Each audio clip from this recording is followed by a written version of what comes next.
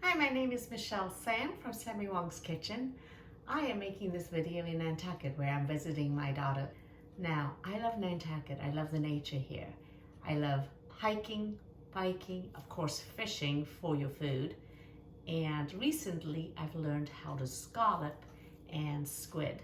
So today what I'm going to do is show you how to clean and prepare fresh squid in your home for cooking. So let's get started. So for cleaning the squid, this is what we'll need. Here you have your fresh squid that's uncleaned. So I have mine in my bucket. Do have some kitchen shears. You also will need a knife depending on how you want to prepare it. And I have a bowl for my somewhat clean squid. I have a colander and I have my garbage bag there. So let me show you the parts of the squid. This reminds me of my high school dissection of squid. Here you have the tentacles and these are the feeders. The squid will grasp their food with these. And then here is a hard piece that is called the beak. This is called the mantle, and these are the fins or the wings. And inside the mantle, there is a piece of cartilage that runs down the mantle, which is really hard, and that is actually made of chitin. And the parts that are really not edible would be the chitin and the beak and the eyes. But also, if you leave this skin on, which you can see sometimes they are somewhat clearer, but other times they're really purple.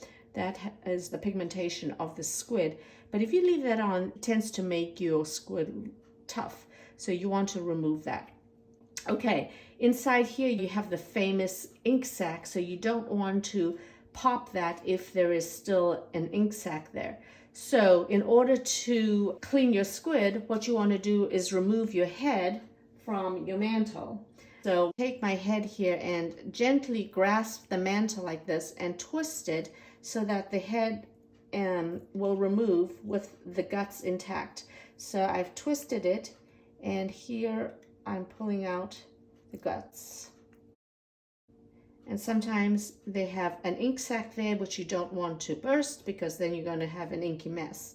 This particular part of the squid, I'm going to put it down here. And then I'm going to remove that hard piece. You can see it's poking through here. It's the hard chitin or cartilage, and you just pull it. Sometimes it might be a little tough to pull, but what you need to do is, if you can get your thumb probably about an inch underneath it here from the mantle, you can just wedge it out and then dislodge it. But this is what it looks like. And you can see it really looks like plastic. And this is their cartilage. So this goes directly into my garbage bag here. Now, these are the fins or the wings. Some people just discard it, but since it is edible, I like to make use of it. What I'll do is take my thumbnail, run under the wings, kind of dislodge it from the mantle here, and peel it apart. So remove that all in one piece so it'll be a lot easier to get rid of. So you have this part that separates from the actual meat and pull. So that's clean. From the wings, I'm going to continue to remove the skin from the wing part. So I'll get this clean piece. And with this clean piece, I'll just put that into my bowl. Those are all my clean pieces. And do the same thing to this wing part. Remove the skin from this wing. And now you have all the skin that's going to go directly into the discard. So I actually had a piece of mantle that I cut in half and then pulled this part out so you can see the skin from the mantle, just to show you what it looks like. Okay, and this is the part that you're going to actually discard. This particular steak, that's not going to be tubular. This is the way you make it for Asian stir fry. And then this part here, you'll see that if you look in the light, there's still some stuff there, and you'll just squeeze most of it out right into the bag. Sometimes you'll see, oh, like this one, you can see that this one has, almost looks like tapioca balls, but that is actually eggs. This one has an egg sac. Okay, so now you have the head here, the eyes and the entrails. If you go into the middle of the tentacles, you'll see the beak right there with a little discoloration there. It's a little hard piece. And you take your thumbnail and wedge it in between the tentacles and the beak and pinch it out. And this is it. And that goes directly into your discard. And now you have the beakless squid head. These are the parts that get really crunchy, so you don't want to throw this away. I like using a kitchen shears. If you cut it too close to the tentacles, basically you're going to just have single tentacles.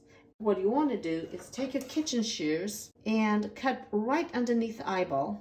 You'll see that it'll be all intact, and run it through here.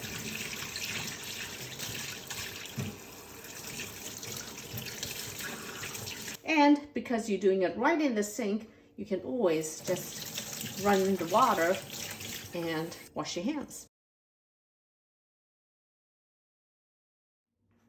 Now we're going to prepare our squid. So I'm going to show you two ways you can cut your squid. One is going to be the traditional calamari rings, and that would be just cutting the mantle into rings. All you'll need to do is take your squid, and you can either keep this one or discard it. It doesn't really matter, but about a little less than ½ an inch, 1 centimeter tubes. So just cut with a sharp knife.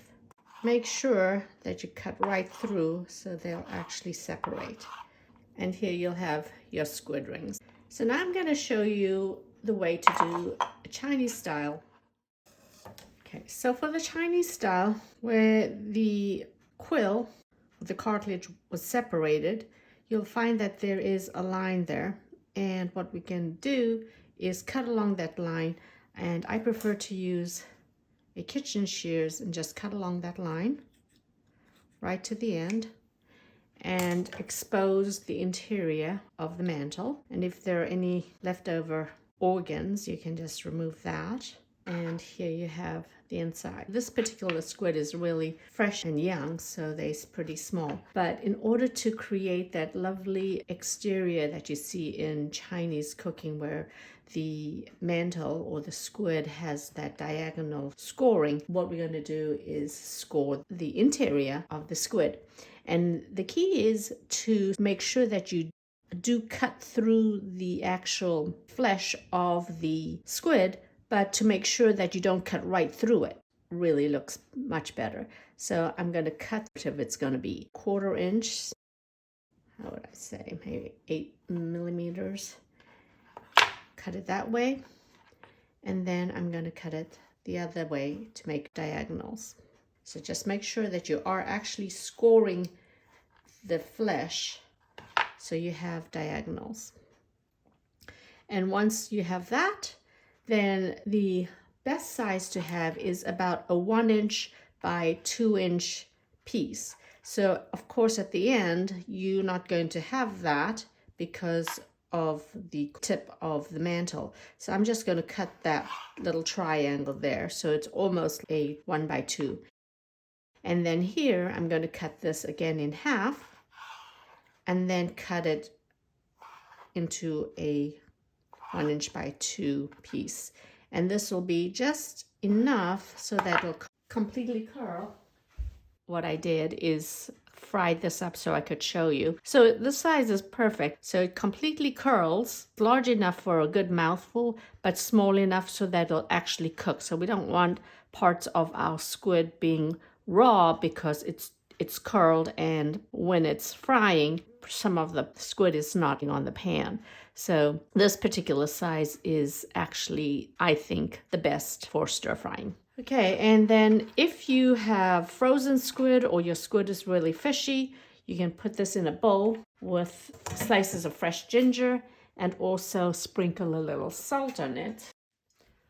Last thing to show you would be the tentacles. Some people like this hole, so you get the whole tentacles, but other people want to split this, and all you need to do is cut this. And the best way you can do it would be to use the kitchen shears and cut it right in half. And then you have more tentacles to go around, especially when these are the most sought after pieces when they're deep fried, because they all end up being very crispy. Now that I have 5 pounds that I caught, I'm separating them into tentacles, into the mantle that is going to be used for stir frying, and then I also have the rings for calamari. And I'm going to freeze them this way so that I can use them for different applications. So I hope this has been helpful. Happy cleaning, and let me know how it went. More recipes can be found on sammywongsKitchen.com or social media.